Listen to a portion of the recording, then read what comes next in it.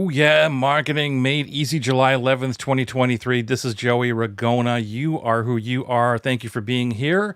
Thank you for watching live. Thank you for watching replay. And we have another epic conversation happening. We've already been having an epic conversation in the blue, green, whatever color room you want to talk about, purple room. And yeah, this has been a really great day for me. Hopefully it's been a great day for you. And it's still going. Like the day's not over yet. But I've had an amazing, amazing conversation today. We had our Academy call today, Scott. I had Jennifer Hootie. So thank you, Jennifer, if you're watching this, for showing up and just amazing. She actually talked about, and just let me give some plug here, talked about the vivid vision, and also my friend Cameron Harold. Great book, by the way. But we're not going to be talking about this today. Maybe we'll do another episode on that. But I'm like totally inspired, re-inspired again, and which kind of brought me to the like to find out what a topic would be for today, because as you know, we like most of the time we're not like, hey, we're going to talk about in December. So I went through the books again. So I pulled out. By the way, Joey, hi. It's good to see you on a Tuesday night. I was getting too high. But yeah, hey, how you doing, Scott? It's a good title. I was getting the high. Continue, please, Joey. Where I was going with this is I was looking for inspiration to talk about today. I pulled out my notebooks, the billion of notebooks that I have, and I was going to do like the whole, last time I think it was really popular. We're just like, okay, Scott, I'm going to flip through. Tell me where to stop. Let's talk about the thing. And lo and behold, I opened up the thing, and right on the page number 1 is my July 20th, 2018. Okay, I won't read it, but 2018 here, vivid vision that I started. It was like, why did I pick this book up? Because I didn't know it was in there. Why did I pick this book up? And I read it, and I'm like, I can't believe the stuff that I wrote in there. I didn't do it because I was even telling Jennifer today. I was like, you know what? I really have to. Enough is enough. Like, I really need to step in and do the thing. And so I read through this. I'm like, wow, I can't believe like how much of this, even though it's not been in front of me every day like you're supposed to, has come true. So that's kind of the lead in to maybe not the discussion. How does your day go, Scott? Hi, Joey. Thank you. My day was excellent. I got to write. I've been writing every morning as a focus on writing my body of work and process that I've developed over the years as part of my 12-week year to focus on only one thing, which is what is the thing? And that's Christopher Stapleton. Hi, Christopher. Hey, And Christopher.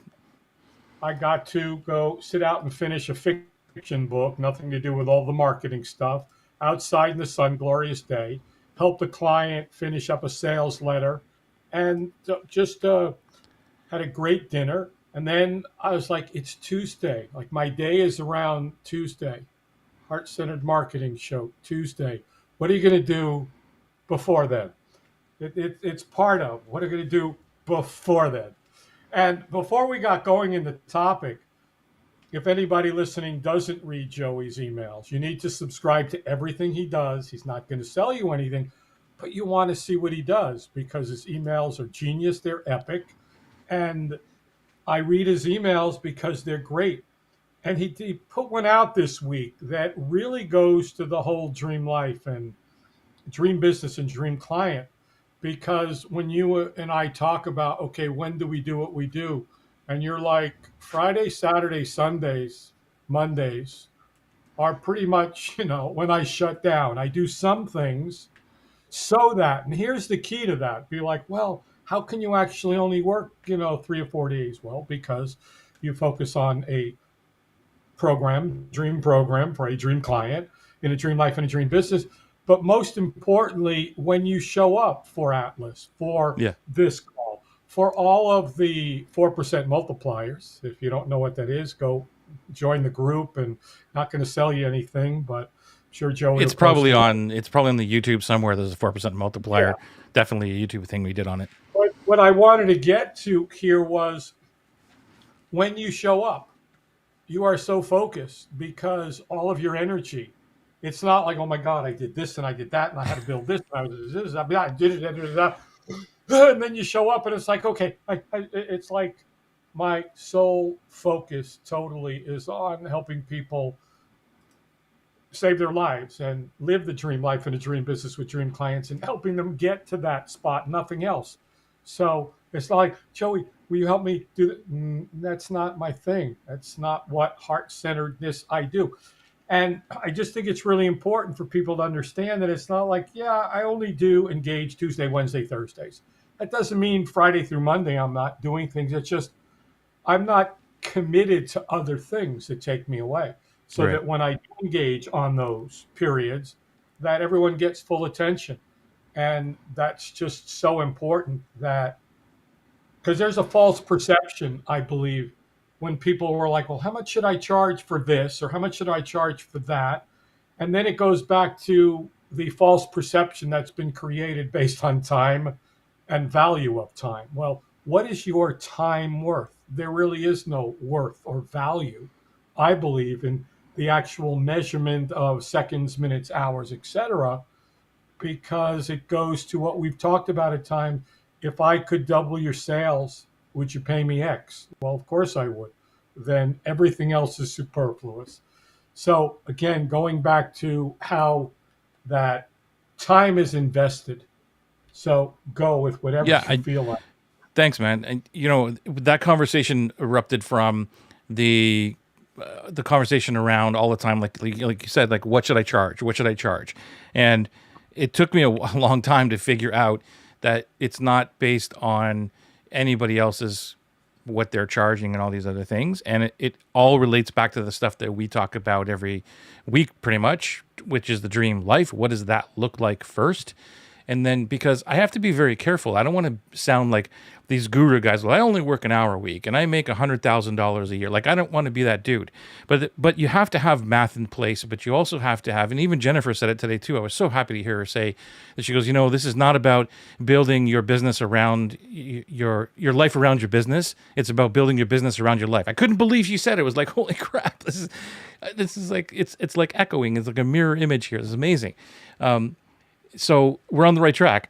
So this is, Yeah. and it's like, what does your life look like first? And so I had consultations this week and a couple of them last week or whatever. And this is kind of where it sparked from, because every one of those conversations were around pricing, and they were all lower pricing.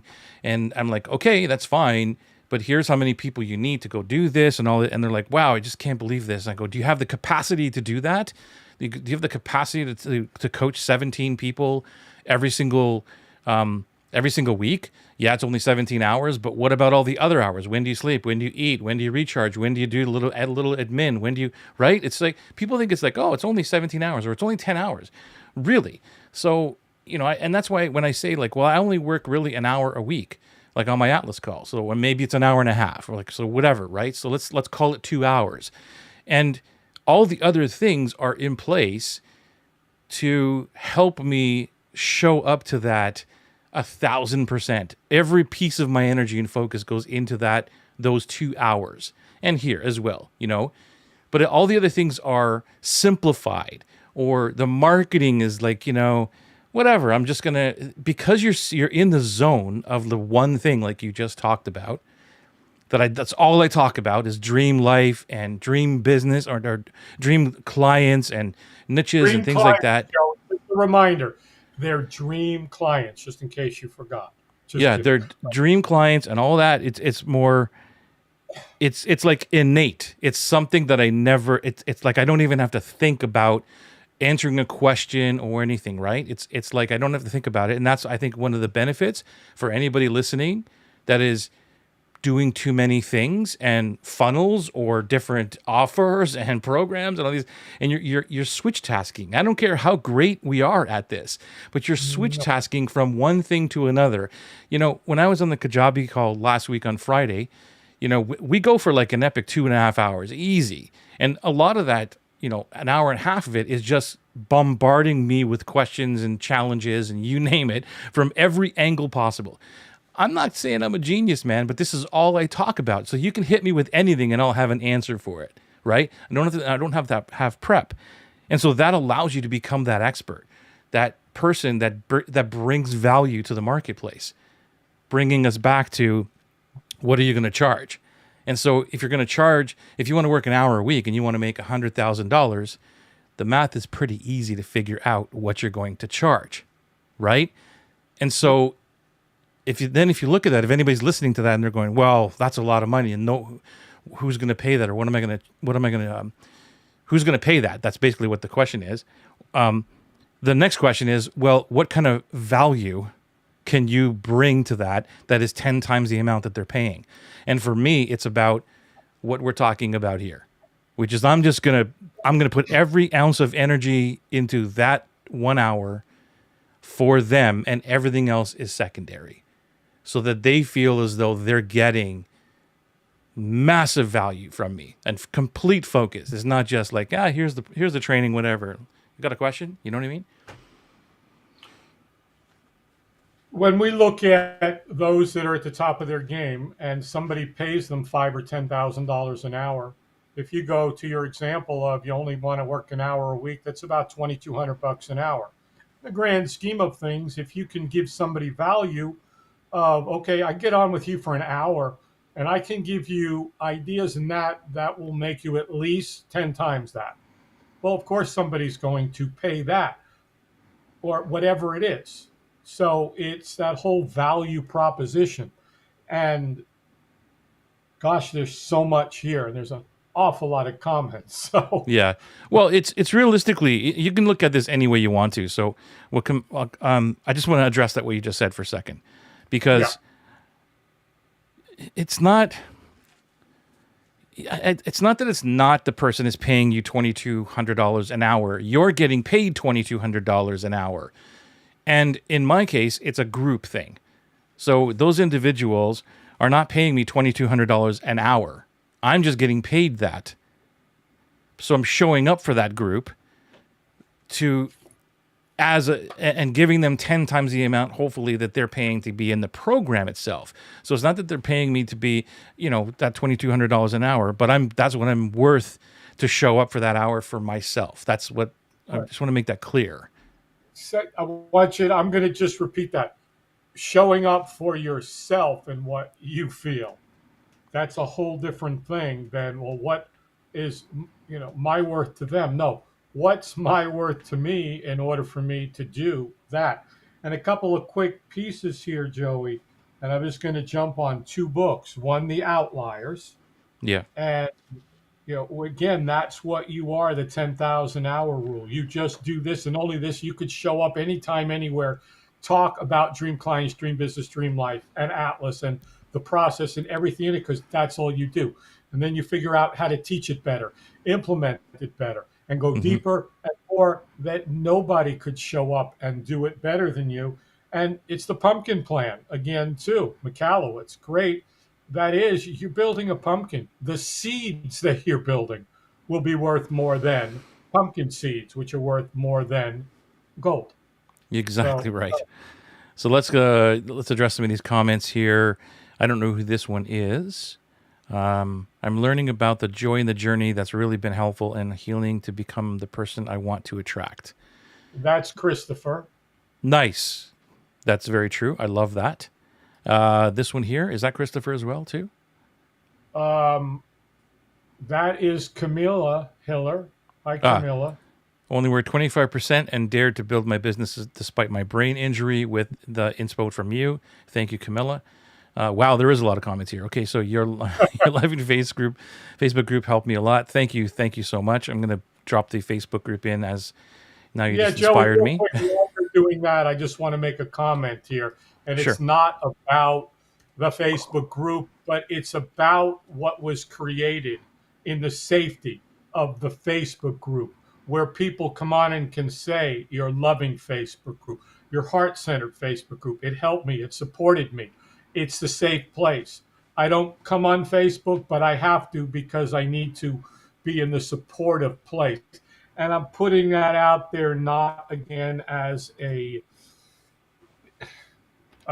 pitch to get people in the group for any reason. It's just more about, again, teaching what's done so you do it. You create an environment that people want to. Going back to Bernadette Jiwa, Marketing a Love Story. I'm just popping books all over the place. A lot of references today. Create something that people want to be a part of and tell others that they need to be a part of. And that's what's been created. Is people Yep. now go out and say, you really should join this. Why? Because it's a heart-centered, it's supportive, it's safe, it's nurturing. There's no any kind of as soon as you join the funnel and the close and the pitch and the dealy healy thing, you go. Oh, you're talking about Jennifer Hootie. Yeah. She was amazing. I don't know who this is. Back But to yeah. Lorna. Lorna. Yeah. Cool. Yeah. She was amazing, right? Wow. Just what a day. So you have the dominoes set up properly and it cycles with minimal energy. And I don't know why I don't see anybody's names. Too bad. That's Christopher, not sure. And Joey, I'm going to jump in again and say when you're focusing solely on one thing, you then get to go play with other people in spaces who come to recognize you as the authority, and you have conversations based on your authority and credibility and your zone of the one thing. And it's not like, well, yeah, Joey's going to come and he's going to talk about marketing stuff. Well, yeah, 8 billion other people who are thought leaders and influencers and experts and gurus are. But there's only one that's doing it different, that's been doing this consistently and nothing else. And we'll fight it to the death because it's what works for people that want exactly what you've got. What a shock. Yeah. So go. Yeah, and to that point, I'm thinking back to Friday's call, and there's a couple of what I do. I believe it spans across pretty much everything, any industry, any kind of thing. But there are pieces that it won't work depending on, again, what the person wants in their life. And so, a couple of times I said, this whole dream client philosophy or methodology isn't going to work for you. And I'm not afraid to tell somebody that. No. Because it's like, I'm not trying to sell you something. Yes, I want you to believe what I believe because I've seen it work. And I've like you said, I've saved many people's lives from the exhaustion and all that stuff. And I want that to help everybody else. But there is a point where that if this is where you're going with what you want to do, then my stuff is just not going to land for you. It's not going to work. And that's one of the biggest problems in this industry too, is like gurus or experts or whatever, that they just don't listen to people. You know what I mean? It's like, I got this thing. I don't really care. Just give me some money. And Joey, that is not a place to be. They're too busy NLP convincing, selling people that they need this opportunity. Or if not, they're slugs. Yeah. And you're saying, how about we figure out what your dream business life client is and build it around that rather than learning somebody else's method of doing something that's probably not going to work for you. If we were to somehow find the statistics of all the crap that's been sold by all the so-called experts who then say, well, it's your fault. You didn't do everything you should have done.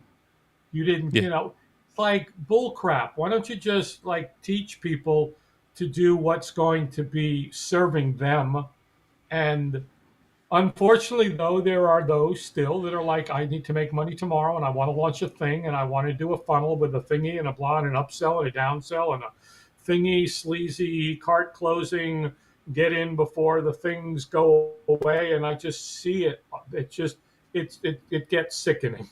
Well, one of the things too, Scott, is like, you're absolutely right about that. And I think this goes back to even the focus of when I'm showing up to even in conversations, even in the chats or the emails or all that stuff, that I invest that time into having conversations with people because I believe, my pillar number one is curate the tribe first from day one. Like, you curate from day one. It's not like, you don't get leads. So that's a process. That's an engaging conversation. And so the thing that I find many people miss out or ignore is the conversation. It's kind of like, you're a Dale Carnegie expert. You know this, that most people just wait for the other person to shut up so they can start talking. But and that's how these conversations are. This is actually reminding me of a LinkedIn.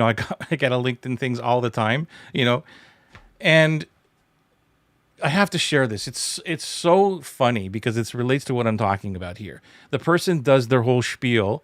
That's it, basically starting like, you for something like you are like this person, or I love what you're doing, and I want to know more about I love what you're doing in the business stuff, and I want to know more about. I want to pick your brain about the stuff you've been talking about in business, right? So that was it. I knew it was like where it's going to go, but I give them the benefit of the doubt. I'm like, okay, cool. That's amazing. Thank you so much for saying the stuff I'm putting on LinkedIn is amazing. And what can I answer for you? Like, where do you need support? Where do you need help? Because, Scott, they specifically said in their little pitch template was, I'd love to pick your brain and learn more about business, the stuff that you talk about, right? So it's not like I'm doing the pitch back and going, oh, well, how can I help you? And then send them to a funnel thing. But I'm actually engaged in the conversation. But I'm also pretty smart and like, what am I going to pick out here so I can flush this person out as quick as possible? Yep. So right away, I get the next thing, not right away, but I mean, the next message from that person is, so here's how I can help you. We do X, da, da, da, da, da. I'm like, I go, wait a minute, Scott, I'm confused because I didn't really ask you about like what you can do for me. I was asking you about what you wanted to ask me because and then I specifically, again, copied and pasted what they said. You said you wanted to pick my brain about the business stuff that I've been sharing. So I'm happy to share anything you want. Ask me anything you want. What is it that you want to know? Again, I get another one back. Oh, I'm sorry. I wasn't really clear. This is how we can help you do. I'm like, so, and it's so funny. You have to read it. So then the next one, I respond back and I go, Scott, like, are you listening? Are you reading what I'm saying to you? Or am I speaking to your VA? Or are you just not reading the thing? Because I'm not asking you about your thing. You're trying to sell me something, and all I'm trying to do is have a conversation with you based on your first post. Third one comes back. Guess what it is again? So, dude, yeah, it's like people don't engage. They don't have the conversation. They're just waiting for the reply back and go, okay, Johnny, give me that one. What's the next paste I got to put in here? Bang. But Joey, you could have an AI bot do all that for you. Yeah, but it wasn't a bot. It was this person, because they were kind of responding, but it's. I know. It was like, oh, I'm sorry, Joey, but we did, blah blah blah. But here's how we can help. Let me explain it better to you. No, that's not what I'm asking. Anyway, explain it better. I love that. Let me explain it better. You don't understand what I'm trying to sell you. Pay attention. Don't you get what I'm trying to sell you? Oh, it was funny, man. It was like it was one of those rare occasions where I was actually chuckling out loud, reading a message, thinking, "Wow, I don't know how clearer I could be by copying and pasting exactly what they said 3 times, and they still didn't even acknowledge it." I would have been even happier. I still would have had something to complain about, but I still would have been happier if they would have said, oh, yeah, I really would like to pick your brain, and I'd love to get on a clarity call with you, and maybe we can talk about what I do too, because here's what I do. I'd be happier with that kind of a response, because at least you responded to what I said, right? But anyway, rant over. Okay, good. So, thank you for the comments. There was a comment here that I wanted to talk about here, which is this one here. I don't know who's this from. So that's Christopher on the one you just read. And then let's see. You have this. Oh boy, so. Gosh, now I'm trying to find who said that. So you pay yourself first with your time. I think that may have been Christopher. Yeah, Christopher said, so you pay yourself first with your time. So this is a really good I love the way that you phrased this, Christopher, because I've Yep. never looked at it from this angle. And so, do you pay yourself first with your time? I love that. I'm, if it's okay with you, I'm going to steal it from you. I love that because you do. You pay yourself first with your time. You say, look, that's what the dream life, and I'm going to insert it into Atlas, man. So I hope you're okay with that because this is a great way of teaching somebody that another level of what that dream model should be. Pay yourself first with your time, and then the Christopher, make business. sure you get royalties on this, Yeah, Christopher. I love the way your Well, brain thinks, Christopher. I love it. But yeah, that, it's that is true. brilliant. It is. It's. What do you think, Scott? I told you I'm writing every morning. I'm paying myself with my time. I'm going and spending time in my stuff. I'm paying myself first with my time. When I show up for clients, yeah, it's paying me with my time. That's all I got, in my opinion. I've got my intellectual assets and other stuff, but at the end of the day, it's your time. That's all we have. And Yeah, I I like think it. that. Sorry, man. I didn't mean to cut you off. Oh, go on. I love it. I was turning it over to you. Go. It was Dan Sullivan where, I love Dan and just reading his books all the time and always about the buffer days, the recharge days, all these things. And I am a serial entrepreneur. Like I just love working.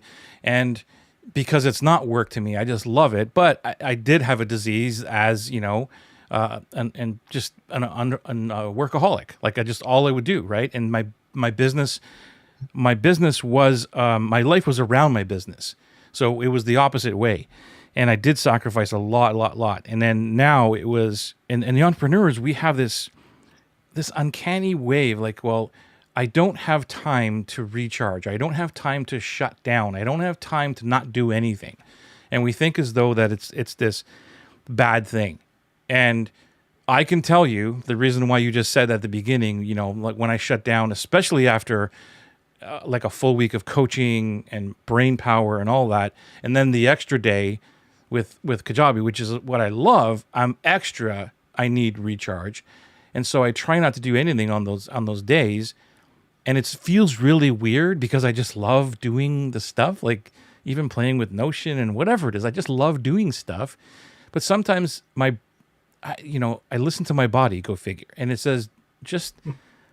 You've been sitting looking at the same page for 14 hours here. You haven't done anything with this page. Why don't you shut your eyes and at least go to sleep or something, or just shut your eyes, right? I'm like, okay. And so, and then I'm like, I sleep for 24 hours, and then the next day I wake up and you got all this energy, all these ideas, and I'm like, maybe Dan has something here. Maybe we should start putting in an hour here, an hour there, or even, like he says, a full day out of just not doing anything with technology or your business. Yeah. My Mondays are pretty much dedicated to me and think time and prayer and mantras and meditation and life purpose and the important stuff. And so it's like, no, I don't want to meet on Monday. No, I don't want to do that thing on Monday.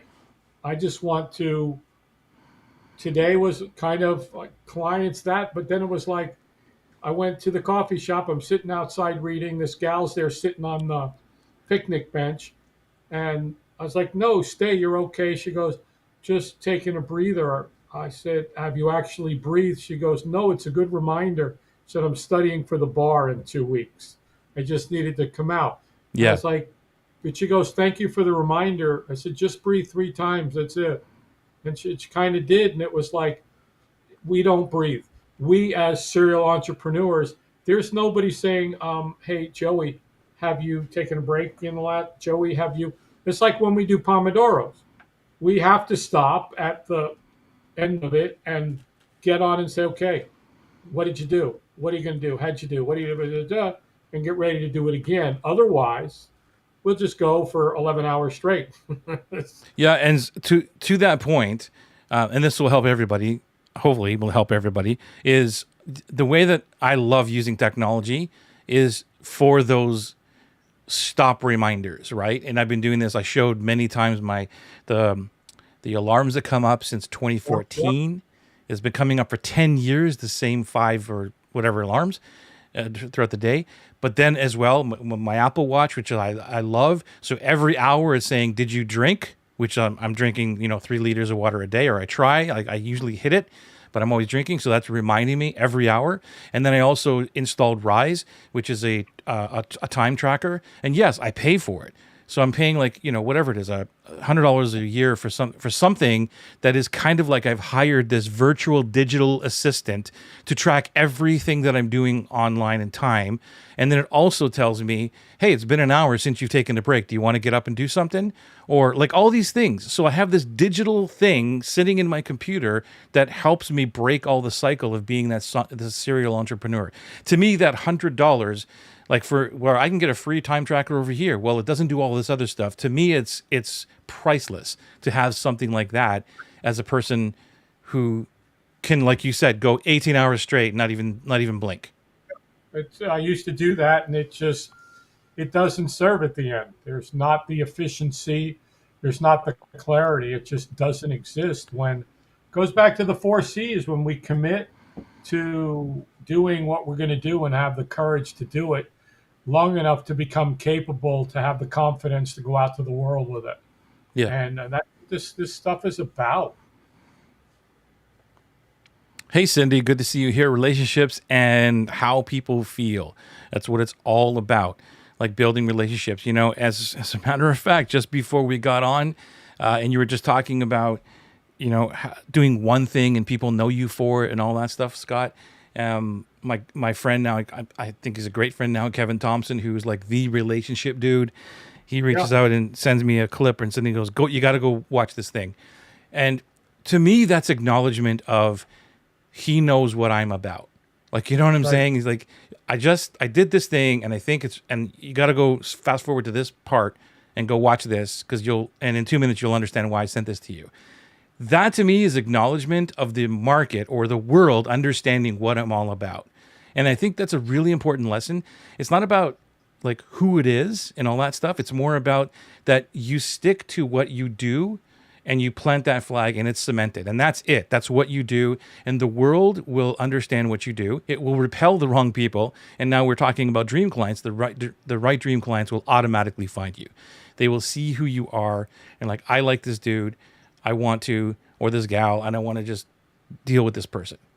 So it's sticking to the thing, even when times are tough, because it will reward the universe. I believe will reward you, and because of what you just said, you have to go through that commitment. You have to have the courage to step through everything, and then you have that capacity or the capability to go out and like, well, how am I going to actually sell something or whatever? What's the offer going to look like? All that stuff comes after. Right? The commitment, and the courage. When you and I spent, I don't know how many hours unpacking the 3 minute rule by Brant Pinfidic. And I watched his videos, and you and I did. And basically, it came down to he was a pitch man for reality shows. And he knew he had 3 minutes to go in and pitch it to the executives. That after that, everything was over. Yeah. And the best thing of that was he talked about a fire alarm. Let's say that you are presenting to your dream clients exactly what it is that you are going to do to help them, to transform their lives. And the fire alarm went off after 3 minutes, and they walked out. And you and I came down late. We were chatting like we usually do, and we were late. And we're like, hey, what happened? That anybody could literally turn to us and say, oh, this was all about this, this, and this, and it'll do this and that. Oh, cool. We didn't miss that much after all. So go. Right on. People were So trying that to is, prescribe medication when they assumed your diagnosis. Trying to prescribe medication when they assumed your diagnosis. Yes, that's I'm not sure which part of the conversation because you're late in the conversation or the catching up I on the mean, chat now. that could have been But specific. It could have been just a broad stroke. Yeah, a lot of times we, as marketers, as salespeople, want to prescribe the medication without even Yeah. truly understanding the diagnosis, or, as you put it, Joey, the crisis. Yeah. Yeah. This is absolutely right, because, you know, I talk about, like, when I'm teaching the building the cohort in Atlas, there are some people who have courses or whatever they just want to get more people or turn to a group program or whatever, and they've got something going. And one of the things that really shocks a lot of people is the fact that I go, which is exactly this, which is anything that you have as a solution, unless it's been proven like a billion times, is an assumption. No matter what, even if it's based on your experience, it's still an assumption. And the way that I approach this is you have to look at the assumptions based on thinking that you're wrong, so that your dream clients, when you're doing the beta model, will tell you this is what's wrong and this is what we need, or this is what's right. And I've been told, because I actually say to somebody, or especially in my group, I'll say, here's what I think you think, right? And I'll try, and because they're awesome dream clients and they're friends, right? They won't just sit back and take it. If I'm not on the money, they'll say, no, that's not really how it worked or what I thought, or blah, blah, blah. And I love that loving challenge back and forth, because I learn, because my assumption was wrong. And if I didn't say it and put them on the spotlight, then I wouldn't know what the real truth is. So I love that. Thank you for that, that prompt. Love this, Christopher. This is all we have to do. So paying yourself with our time is huge. It is. I love that. Paying yourself with your time. Okay, cool. So let's let's try and get into what I wanted to talk about today. And not that this has been a bad conversation, but maybe this will, I'm sure actually this will flow into what we're saying today. I started, like I said, the conversation with, I was opening up the book and I was going to say, what are we going to talk about? Let me pick something. And after I looked at the vivid vision thing that stopped me in my tracks, I turned the page and I came up with this prime effect on this page. And I'm not sure if it's mine, like, because I have no indication on who did it. It could be mine. It could be my framework, but I might be wrong. It might be like a J. Abraham thing. I don't know. So I'm not going to take claim for it, but I'm not taking claim for it either. So we'll figure it out. We'll figure it out. I'm good with it. Go. But I think it's real. I know it's really good, but I wanted to, the reason I said this is because I want to play with it. Let me share. I'm going to just write this down. Are we on the nifty, colorful iPad with colors and crayons and pencils and shapes? And yeah, Uncle we're just going to Joey do it real simple here. Oh, This is what the prime effect is. The first one is, can you read that? Yeah, okay. The first positioning. one is right? Positioning. The second one,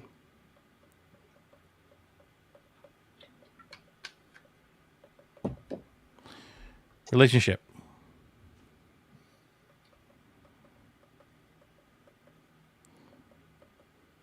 Intention.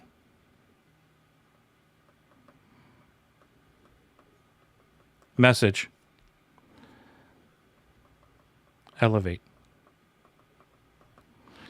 Okay, and we'll get another color here. Let's use my fancy purple. The positioning, we've talked about positioning before. What position do you want to take in the person's mind? Are you first to mind? I believe I'm first to mind when people are talking about dream clients now. They're even unfunneling. What's the opposite? Doing different. I'm taking that position. I'm holding it. I'm planting that space in someone's mind. The relationships, that's all I'm about. How do I build relationships? And we're going to expand on this. You can choose anything you want here, but I want to explain, draw something out here on the other three. So the intention is kind of what we've been talking about up to now, which is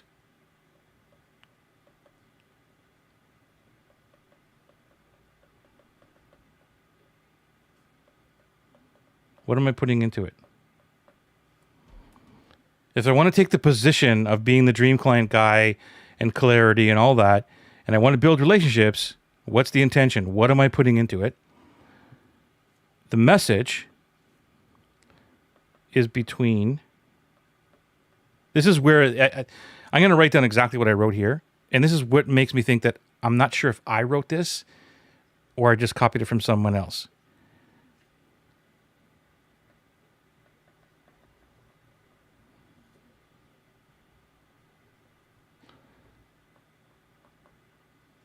And if you can't read that, it's the message between whatting and wooing and whoing. So I don't know if I would use that language or maybe I did. I don't remember. I don't. I mean, if I had to wager, and I'm not a betting man, I would wager that's not your language. But who knows? You could have been Yeah, but this somewhere is, in. remember, this is 2018.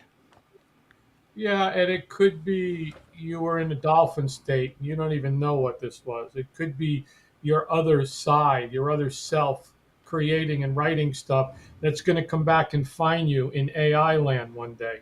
And you could be like, oh, that's my Joey I've been missing for all these years. Okay. So this is what makes me think it's Jay Abraham. The last two, between whatting and who and whoing. And then do you leave them in a better state than when you met them?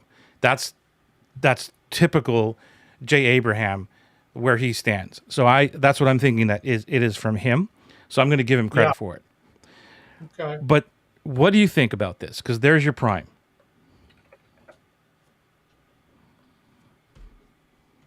So let's talk about it. What are your thoughts? Well, talk to me about whatting and whoing. Well, it's the message between what do I offer and who do I offer it to. Okay. So it's more about, like we just talked about. This is the way I look at it, because it's like, when I diagnose somebody, I'm always looking at, tell me what's going on, and they say I don't know what to offer, and I don't know who the dream client is, and then I say, well, you're stuck in product mode, you're stuck there. So, or like basically like, what am I going to offer and who's going to buy it? And they go, that's product mode. That's between here. The message is between whatting and whoing. Like, so that's not where you start. You start with, who do I want to be? Like, what do I love? What this is all about me. How does my business look? What does my life look like first? That's where it all begins. And then the who comes in second, the dream client, right? That who comes in, but that has nothing to do with business first. So there's no what. There's no what. It's who fits my life. So that's what I'm thinking. Well, okay. So if I were sharing this or talking about it, yeah, we have to take the position and we have to, what's different, and looking at what category do we want to occupy in the niche. I forgot what book from who about. It's Al Ree's Jack Trout. Yeah, okay. Yeah, positioning. And then, yeah, we've got to develop relationships going to the pillars by serving. And intention and capability goes back to our beginning conversation. Am I putting everything I have into this one thing, or am I shotgunning it to see if maybe something will land that's weak and doesn't hit the mark? And yeah, what's the message between what I do and who I do it for? That's so vital. And yeah, what is their ultimate benefit? So what's the intent of this whole prime piece, Joey? I don't know. You tell me. That's what I just wanted to unpack it for you. Like, what do you take from it? Um, Really, just another way of looking at, are we on track to truly serve, uh, and how are we doing it? And have we defined these pieces that really enable us to focus on going back to one state of credibility, authority, so that anybody can here we go. Anybody can look at it and go, okay, here's this guy's position. He's all about dream clients, dream life, dream business. Relationships, yeah, heart centered. That's what he does. He supports and he builds.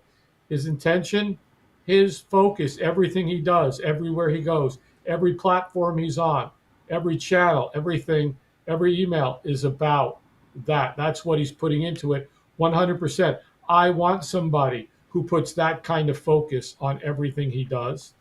And then it comes to the messaging, and yeah, you do leave them better when you met them, because even if somebody goes through Atlas and they become better at living that life, what they decide to do with it, you've left them better because they understand so much more. Going back to the whatting and whoing, what's the message I'm sending? And I'll jump to a conversation I had today. Someone was like, this gal responded, and do I send her all the questions to save time? I was like, no, because then all you're doing is jumping to what you want to happen rather than allowing them to go down the path that they may not, like you said earlier, be qualified, or it's not the right fit for them. So why would you lead them to the altar before they truly want to get married and have a shotgun wedding? So go. Okay.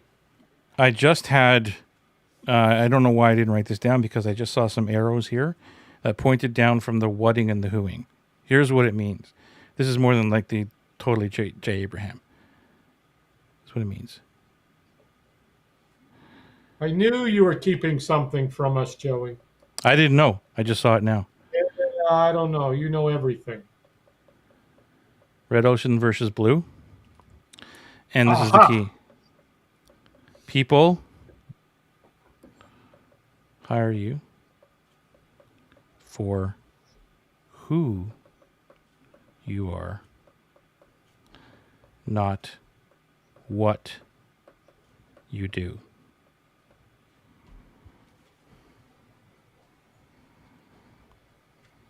It's actually rather. I'll make sure that it's the right one. Joey, the bottom line's not showing on the screen. Now it is. That's wonderful. Thank you. Who you are. Red ocean versus blue ocean. People hire you for who you are rather than what you do. Yep. That's what between whatting and whoing means. So the message that you put out into the world is not about what I do. It's who I am, which is everything we talk about in Superpower Matrix, right? All the stuff. Show up who you are. And people will hire you for who you are. The characteristics. Yep. We talked about that before. I don't know how many episodes ago. Show up as you are. Even I think last episode or 2 weeks ago, what was it? Show your reels. Like so many people show up fake online. Yeah. And then they wonder why things don't happen because people buy them based on what they do. Like, hey, I'm going to give you this product or this promise. And they kind of look at the person as whatever. They're still judging the person as who they are, but then they're completely different. I don't know how many people tell me that one. Once they buy it and they get inside, the person is completely different, or they're not even there. Right. And so that person, they feel that everybody's like that, and it's kind of funny because I had a conversation today about like the unfunnel process and what happens, and like how is yours different? And it's still like I'm still getting messages from you or emails and all that stuff. I still had to opt in over here. Well, yeah, there's still this process of getting to the list, however you decide to do that. And then there is but what happens afterwards is the most important thing, right? It's like I tell people in Atlas that assume everybody thinks you're like everybody else, and then where is it here? Then do different. Assume everybody thinks you're like everybody else and do different. So I believe that demonstration is the most powerful form of communication. So it's like, okay, well, now I just opted in, and now I got his welcome sequence. Now here we go. He's going to send me this stuff, this email that's going to ask me to go buy something. And then that doesn't happen. And then it's like, hey, go over here. I got this really cool thing. You should click on it, or this book. or whatever. Here's the link, and they click the link and they go, here we go, and I'm going to go to a landing page, and that doesn't happen, right? So it's like proving different by doing different. Go figure. So that's kind of what this means. What do you think now? What are your thoughts on this? Well, now that you've got Red Ocean, Blue Ocean, for those who haven't read the book, if we go try and compete in an ocean filled with others, that's a bloody red ocean. But if we create our own pristine, crystal clear blue ocean and we stock it with our own little fishies and we take care of them because of what we do and who we do it for. And I totally agree. I was always hired for who I was rather than what I did. It was just, that's what they want. They want us. And that's why the cohort model of Atlas and what is taught is you can't compete with you. Yeah. Somebody can't create a program called Dream Client. They could take everything. I could take your whole program and make a program and call it Mm-hmm. Boss Tweed. Mm-hmm. And but it wouldn't have the most important element, which is you. Mm-hmm. So it would just be a bunch of words on a paper. And I couldn't even replicate it because you've taught it so many more times already and you've put it out there. And that's what I don't think people understand either. You got to put everything out there, all of it, your best stuff, all of it, just out there so that it can come back. And Blake talks about we were born to create, that it doesn't matter. It's getting it out there. And the more we get it out there in beta, like you talk about, and say, look, I don't know if this thing's going to work. I hope it does. But Yeah. here I'm going to give you my all and nothing less. I'm going to give you 100% of my knowledge of this thing, not 25% of something because I'm all over the place, which comes full circle back to where we started this. So go. Yeah. What am I putting into it? And you're absolutely right. Is, our the message you put out is consistent to who you want in your life as well. But you get those people in your life, the who's, by being who you are first. It's so simplistic to get it, to understand it, but do you live that? And Joey, it's difficult though because people acquiesce to pressures of life, whether it's jobs, business, family, mentors, whoever it is, that this is what I'm supposed to be. This is who I'm supposed to be. And as we talk, it's challenging as an entrepreneur, solo, alone, to stay the course and be exactly who we want in a dream life. It's you're going to go tell somebody, yeah, I'm going to work an hour a week. You can't possibly do that. And yes, I can. Well, what else are you going to do? Well, the rest of the time, my 4% multiplier, and I'm doing it. Yeah, but how are you going to make money? It's just the mindset of in order to make money. I had a mentor, brilliant man when I was in college, taught me about consulting, one of my first teachers in the consulting world. And I remember he got pissed off at me one day because I called him up and I said, I just got this job. It was an amazing job. And he was like pissed off. He goes, why can't you stay in one place for a long period of time and then retire and get your gold watch? I said, because that's not what I want. I like to continually grow and do more and aspire and actualize. And that's just the mindset of what he felt yeah, should be. That was his model. yeah, And it's difficult for people. Like when someone says, what do you do? I was like, not much. No, really, what do you do? How can I explain invisible to the normal human being? It's just like, yeah, I'm a marketer. I market stuff. It's yeah. just But how does that relate to what I'm talking about too, Scott? Like, because I'm in that same area of saying no, stick to one thing until you hit $1 million, yeah, and it's just as difficult. it is because it's staying the course. It's waiting. It's being patient. It goes to that when we talked about the four C's and the P's and that, and it's being patient enough to get capable enough, to be confident enough, to earn their trust. And if we jump to another thing before the miracle happens, before the gold is found, and there unfortunately nobody could tell us exactly how long it's going to take. Nobody. Yeah, I'm just trying to parallel like what you just said about the first person who's an entrepreneur who's having trouble staying the course because the outside forces are telling them to do something different, or not. They're not really. Yeah, I guess they are, but they don't have support, because that's where I Yeah, thought you were going with this, and that's yeah, what I would jump in at. Like, yes, yeah, it's extremely difficult no matter where you are, whether you do have support or you don't, and especially when you don't. And that's one of the reasons why, as you know, I paid to get in rooms, to have the people where I could stand on a chair and say, I'm going to make $1 million in a year. And they're like, "Hi, let's do that together." Rather than yeah, people saying, are you yeah. Well, on, what are you on? What color is the sky in your world? Because I want to be there too, you know?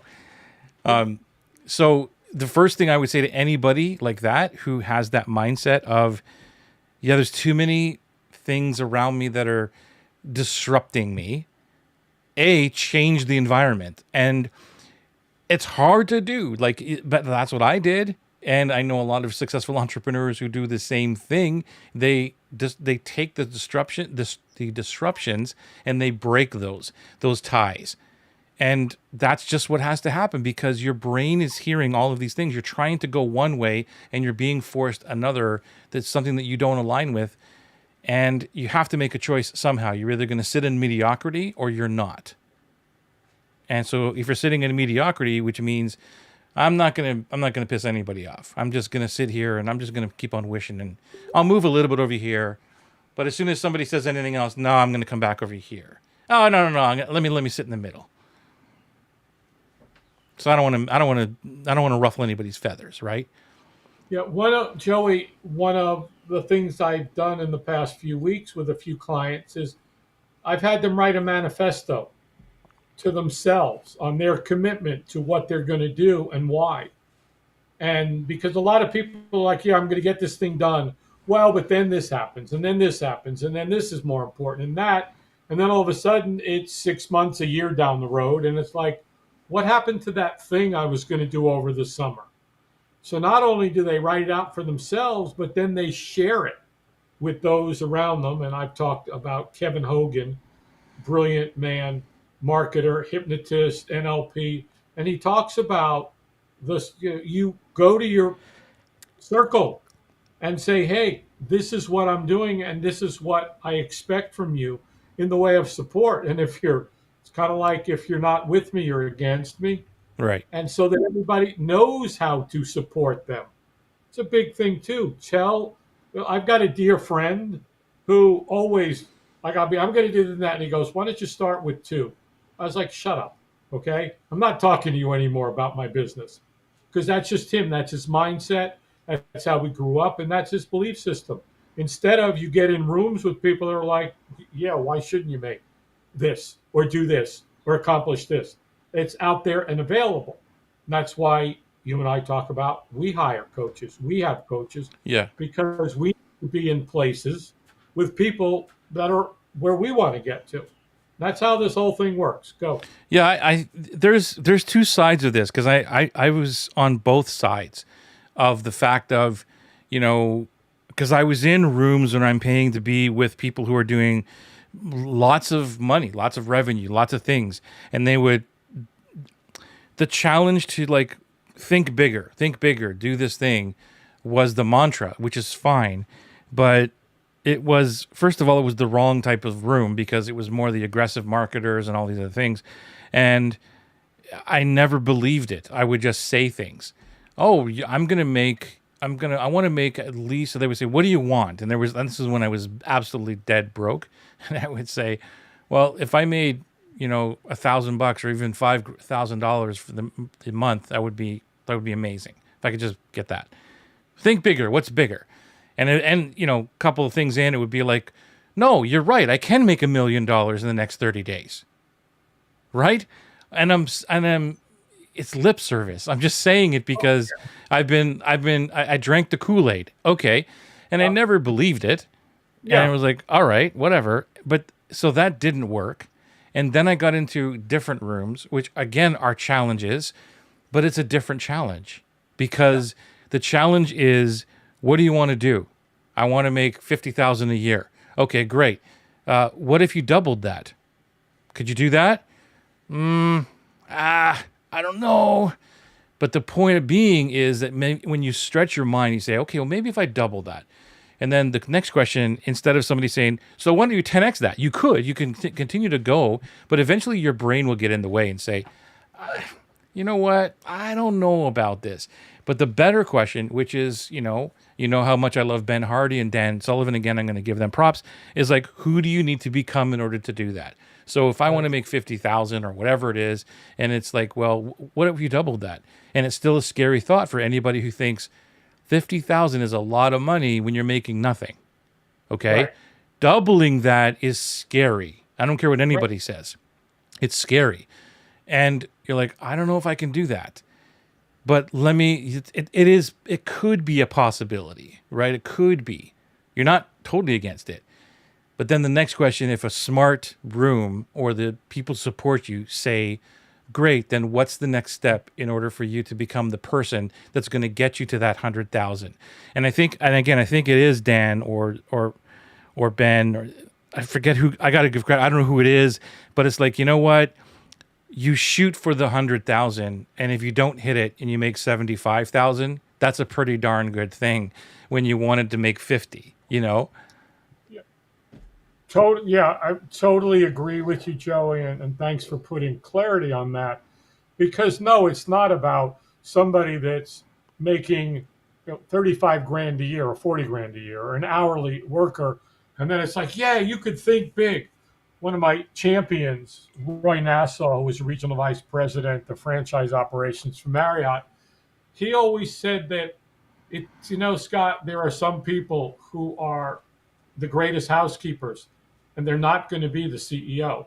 They can't get in a room and go, you could be anything, you could do anything. There's some people that just love doing what they do. Then let's figure out how to help them be really good Yeah. at what they do. And I agree with you. When you say to someone, well, if somebody that's making $50,000 for a keynote speech because they've reached some level, go, yeah, you can make 50 grand a speech. Well, I wasn't the Secretary of State of the country. Well, but it doesn't matter. You have gifts and talent. Yeah, but 50 grand for an hour, it just doesn't, it's not reality right now. No matter how much. So it has to be, like you said, okay, 50, yeah, I think I could do that. 100, okay, well, let's shoot for 100. And if you hit 75, amazing. Instead of, I hope I'll get 50, and then you get 30 and be like, eh. Exactly. So go. Yeah, I had a conversation yesterday, and it was around this again, and it was like, okay, what do you want? Because I'm always looking at, what do you want in the next 90 days? What's the dream? And they said $100,000 and making zero. So that's a big stretch. And I'm not saying it's a bad thing, but I'm like, okay, cool. That's a big stretch. Yeah. And so they're like, yeah, but you asked a dream. And I go, fantastic. I'm not blaming you. I'm not saying anything. Now let's come back to, like, what do you think you could do? Right? What would be really cool? Actually, let me ask you in a different way. What would make you happy? What would make you happy? 10,000. Okay, 10,000. That seems pretty cool, right? Now, what is it going to take to get that? And that's when we got into the numbers of, well, it's a $100 course, or it's this, or bringing it all down to all the numbers and everything else and fitting it around the life back to the point of, we ended up with. So do you think that you could find 6 people to get to that number within the next 90 days? Yes, I can. Rather than, you needed 688 when we first started this. Now Right. we need 6. 6. Do you think you can come within half an hour? The person went from, I'm going to follow this other plan, to now believing that they could actually raise the price. Because we're not talking about anybody listening to this. This is not about raising prices just because we're raising prices. That was in that email when we started off the conversation, right? It's not about raising the price. It's about how What does my thing look like that allows me to show up in the biggest energy and the most value possible for the person, and who are those people? And so I don't drain myself just to make the money because I needed 177 people per week, as opposed to I only need now 7 people per week. And because it fits around my life, but I'm showing, it's not about the money. You're showing up for those right people. I think that's the most important message. It When you is. pick that person, how do I show up so that I don't have to have 177 or 277 people per week to make the money that I want to make per week, right? Based on whatever number. Yeah. Anyway, it was like full circle here. I think. Full circle, as always.